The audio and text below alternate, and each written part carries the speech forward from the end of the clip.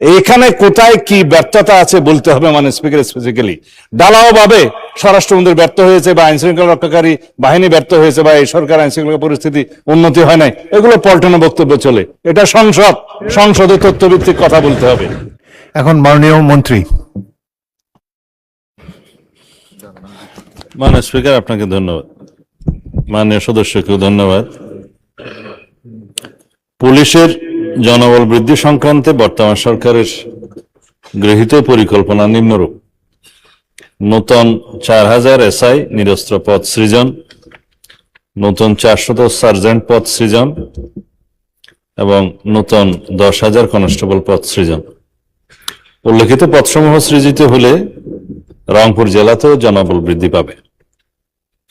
পুলিশের যানবাহন প্রদান সংক্রান্তে বর্তমান সরকারের গৃহীত পরিকল্পনা নিম্নরূপ: আগামী 5 বছরে পর্যায়ক্রমিক টেবল অফ অর্গানোগ্রাম এন্ড ইকুইপমেন্টভুক্ত যানবাহন ও জলযানের ঘাটতি রাজস্ব বাজেটের মাধ্যমে ক্রয়পূর্বক পূরণ করা, যানবাহনের প্রকৃত প্রয়োজনীয়তা নির্ধারণ করার জন্য সম্ভাব্যতা যাচাইপূর্বক উন্নয়ন প্রকল্প গ্রহণের মাধ্যমে যানবাহনের ঘাটতি পূরণ করা, নবসৃষ্ট ইউনিট জনবল এবং কাজের পরিধি বিবেচনায় টেবল অফ অর্গানোগ্রাম এন্ড ইকুইপমেন্টসের যানবাহন ও জলযানের সংখ্যা বৃদ্ধি করা হবে।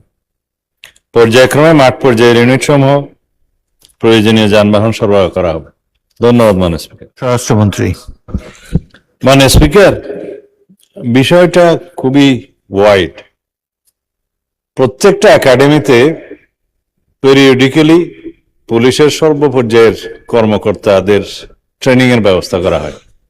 ওইখানেই নৈতিক প্রশিক্ষণ, শারীরিক প্রশিক্ষণ এবং একাডেমিক অনেক কিছু অন্তর্ভুক্ত করে সেই প্রশিক্ষণ একাডেমিতে নিয়ে যাওয়া হয়। এটা একটা রেগুলার পদ্ধতি। আলাদাভাবে নৈতিক প্রশিক্ষণের জন্য কোনো কর্মপরিকল্পনা বর্তমান মুহূর্তে নেই। ধন্যবাদ। মাননীয় মন্ত্রী। মাননীয় স্পিকার, এটা একটা খুবই গুরুত্বপূর্ণ প্রশ্ন। যদি মাননীয় সদস্য আমাকে একটা নোটিশ দেন, এ বিষয়ে মহান জাতীয় সংসদে আমরা সঠিক উত্তরটা দিতে পারবো। তবে আমি অস্ত্র উদ্ধারের বিষয়ে বলি। প্রতিনিয়ত আমরা যে অস্ত্র উদ্ধার অভিযান করছি তার মধ্যে লুট হওয়া কিছু কিছু অস্ত্র পাওয়া যাচ্ছে। নম্বর থেকে সেটা মিলিয়ে আমরা সংবাদ মাধ্যমেও বলি, প্রেস ব্রিফিংয়েও বলি যে লুট হওয়া অস্ত্র এটা পাওয়া গেছে। সেটা উদ্ধারের জন্য, লুট হওয়া অস্ত্র উদ্ধারের জন্য আলাদা একটা কমিটি করে দেয়া হয়েছে। সব বাহিনী মিলিয়ে তারা তৎপরতা চালাচ্ছে। আশা করি আমরা সকল লুট করা অস্ত্র যেগুলো কারাগার থেকে হয়েছে বা অন্য জায়গা থেকে হয়েছে এগুলো উদ্ধার করতে পারবো। আর একটা বিষয় বলেছে দলীয় ভিত্তিক নিয়োগ, যেটা বিগত ফ্যাসিবাদী সরকারের সময় হয়েছে, সেজন্য আমরা তদন্ত পরিচালনা করছি। সেটা প্রায় শেষ পর্যায়ে আছে।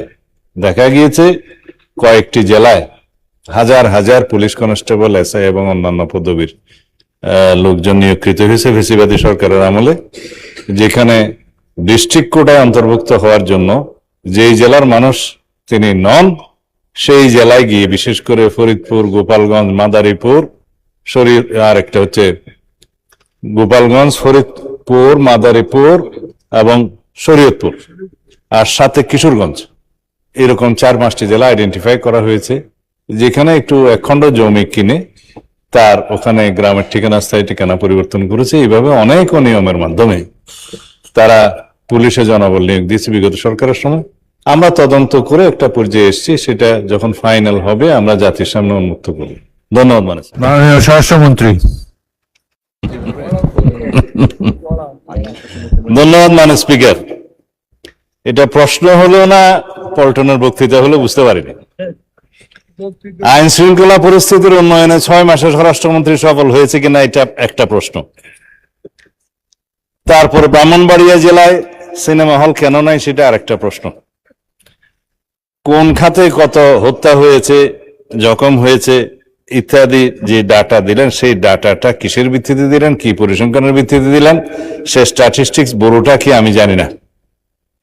মাননীয় স্পিকার, আইন শৃঙ্খলা পরিস্থিতির উন্নতি হয়েছে কি হয় নাই সেটা তো দৃশ্যমান।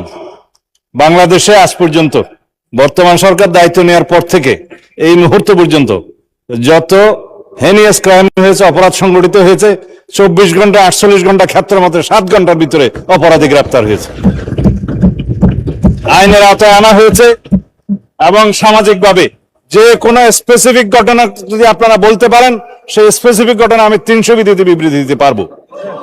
আজ পর্যন্ত সামাজিক চাহিদার ভিত্তিতে এবং যেগুলো আলোচিত হয়েছে, যেগুলো আলোচিত হয়ও নাই, সেরকম যেগুলো ঘটনা অপরাধ সংঘটিত হয়েছে, সেটা সমাজের চাহিদার ভিত্তিতে সংক্ষিপ্ত সময়ের মধ্যে যাতে বিচার কার্য সম্পন্ন হয়, সেজন্য আমরা সহযোগিতা করেছি।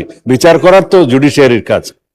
এইভাবে রামিসা থেকে শুরু করে রংপুরের ইদানিং 4টা যে হত্যা হলো, সেই পর্যন্ত সমস্ত কিছু দ্রুততম সময়ের মধ্যে এই পুলিশ বাহিনী, আইন শৃঙ্খলা রক্ষাকারী বাহিনী গ্রেফতার করতে সক্ষম হয়েছে এবং আইনের আওতায় নিয়ে এসছে। এখানে কোথায় কি ব্যর্থতা আছে বলতে হবে মানে স্পিকার স্পেসিক্যালি। ঢালাও ভাবে স্বরাষ্ট্রমন্ত্রী ব্যর্থ হয়েছে বা আইন শৃঙ্খলা রক্ষাকারী বাহিনী ব্যর্থ হয়েছে বা এই সরকার আইন শৃঙ্খলা পরিস্থিতি উন্নতি হয় নাই, এগুলো পল্টনে বক্তব্য চলে। এটা সংসদে তথ্যভিত্তিক কথা বলতে হবে। যদি কোনো স্পেসিফিক ঘটনার কথা আপনারা বলেন, সেই ঘটনার প্রেক্ষিতে আমরা 300 বিধিতে বক্তব্য দিতে পারবো মানে স্পিকার। কিন্তু যদি কাগজ নিয়ে বলা হয় এতটা হত্যা হয়েছে, এতটা ঘুম হয়েছে, সেটা তো কিসের স্টেটমেন্ট আমরা জানি না। আমরা গতবারও সংসদে আমরা 300 বিধিতে বক্তব্য দিয়েছি, স্টেটমেন্ট দিয়েছি এবং সংসদের জেনারেল আলোচনার মধ্যেও বলেছি, ডাটা দিয়েছি। তার মধ্যে আমরা প্রত্যেকটা পরিসংখ্যান করে প্রত্যেকটা অপরাধ ভিত্তিক চিত্র আমরা তুলে ধরেছিলাম। তখন কেউ বলতে পারে না মানে স্পিকার। সুতরাং যদি কোনো স্পেসিফিক ঘটনায় বাংলাদেশের আইন শৃঙ্খলা রক্ষাকারী বাহিনী বা স্বরাষ্ট্র মন্ত্রণালয় ব্যর্থ হয়েছে কি হয় নাই, সেই বিষয়ে যদি আপনারা নোটিশ আনেন, তখন আমরা ডিবেট করতে পারবো। ধন্যবাদ মানে স্পিকার।